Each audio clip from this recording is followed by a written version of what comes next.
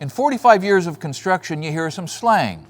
I want to talk about the slang and the jargon you might hear on a framing site, like strongback, burn an inch, toenail it. Now, maybe you know what those terms are and what they mean, but maybe you don't, and you're worried about looking stupid or being insulted or not understanding what they're talking about when you go to work tomorrow.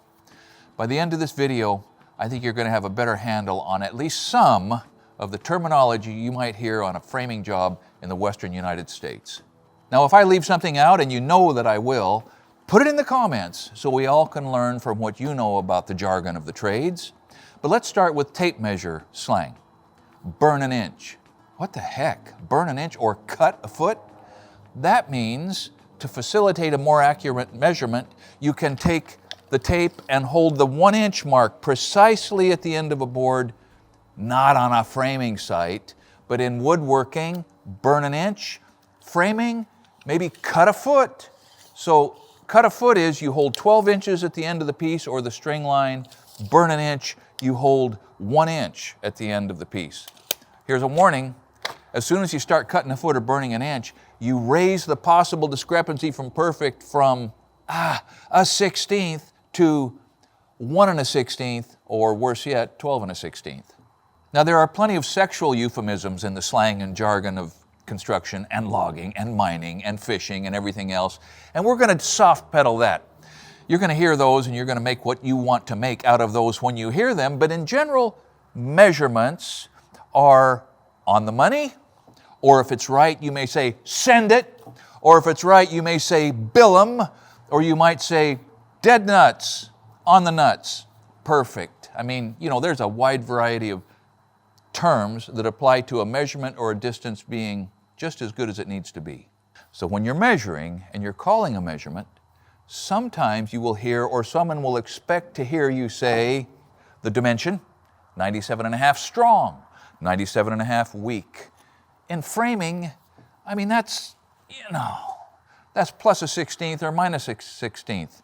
If it is an interior measurement, it's plus a 32nd or minus a 32nd, or maybe it's something as counterintuitive as 97.5, leave the line. What does that mean?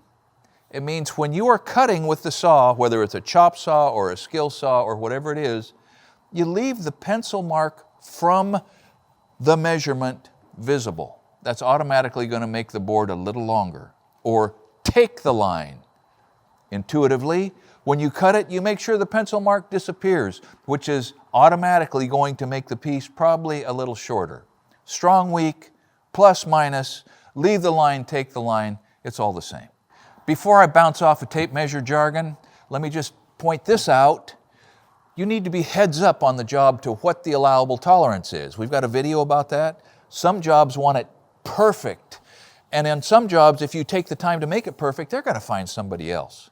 So one of the first things you're going to do is try to understand what the people who are paying you to do the work expect in the way of accuracy, so that you can hit the sweet spot for them, whatever the sweet spot might be for you. Who's who on the job site? Who receives what label? And are we authorized to stereotype? Yes, we are. So in our world, 21st century, most of us know what a rookie is, right? I mean, because we are absolutely immersed in a sporting culture rather than a work culture. Well, earlier, rookie didn't mean anything. Greenhorn meant something.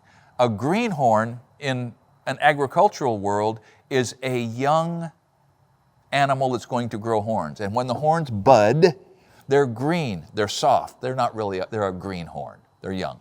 It's like a pup. I was referred to one time as a pup by a new partner in a roof stacking gig, piecework, and I was offended. But then I didn't tell him I was offended. I had never heard an apprentice, as a person is referred to in a union apprenticeship program, someone who's learning formally.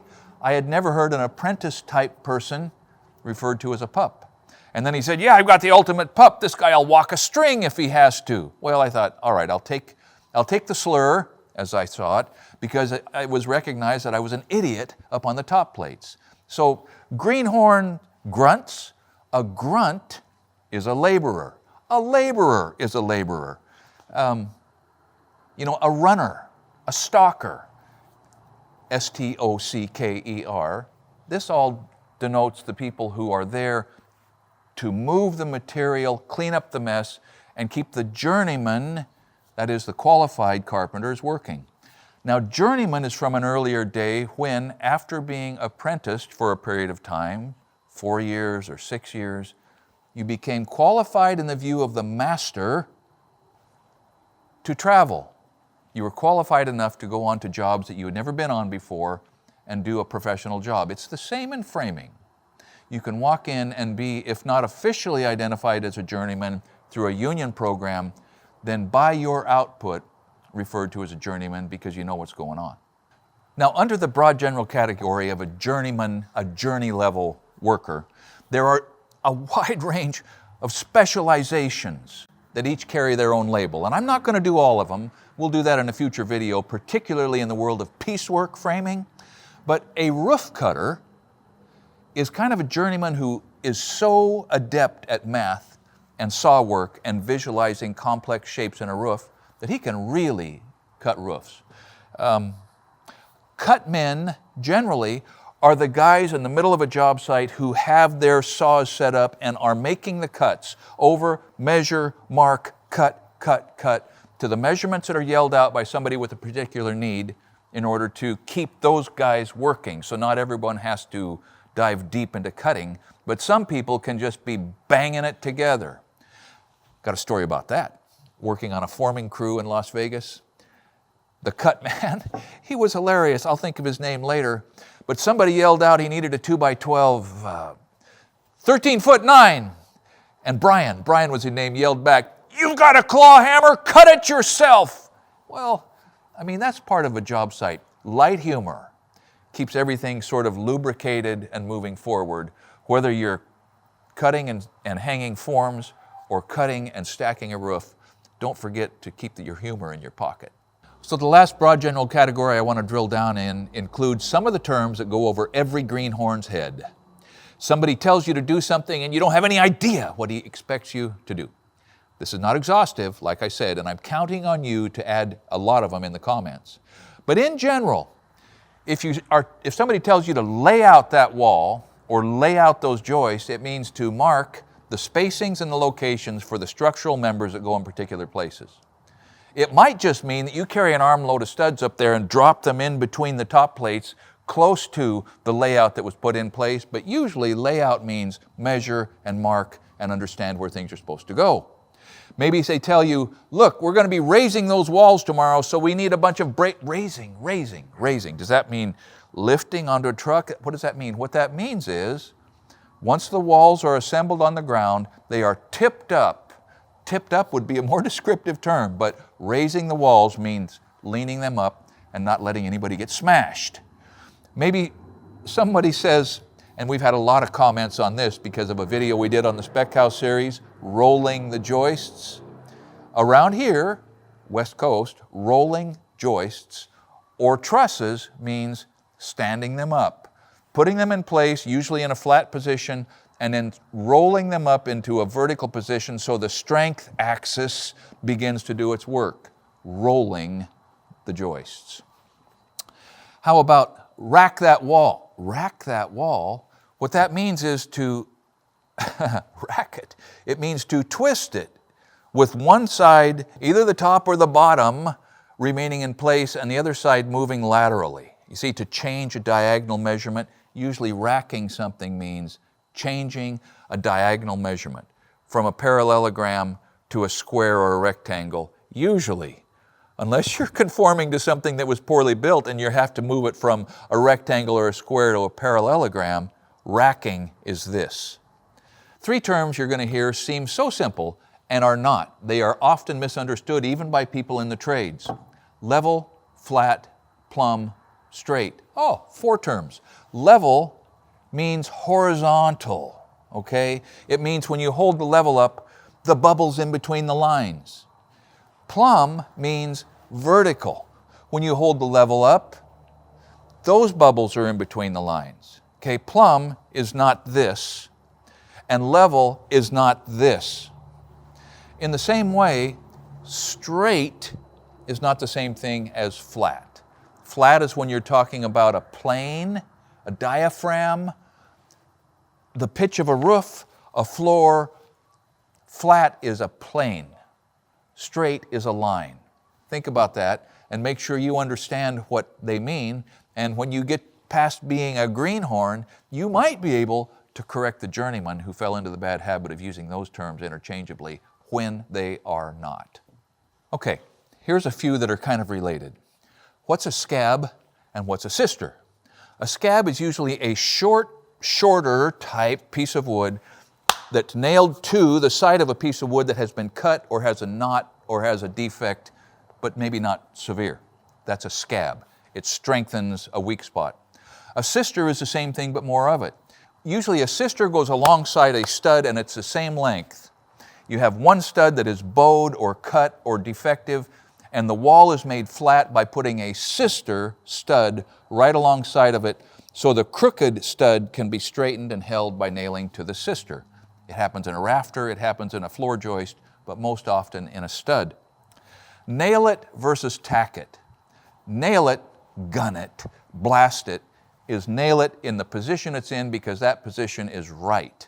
So don't hold back. Tack it is put just enough of a fastener in there to keep it in the position it's in until we're sure that's right, because maybe we're going to take it off later. So when they say tack it, they do not mean set it or bam, bam, bam, put 3 in there. It's just enough to hold it. As far as nailing, toenail it. What on earth do they mean toenail it? It's put nails in at an angle.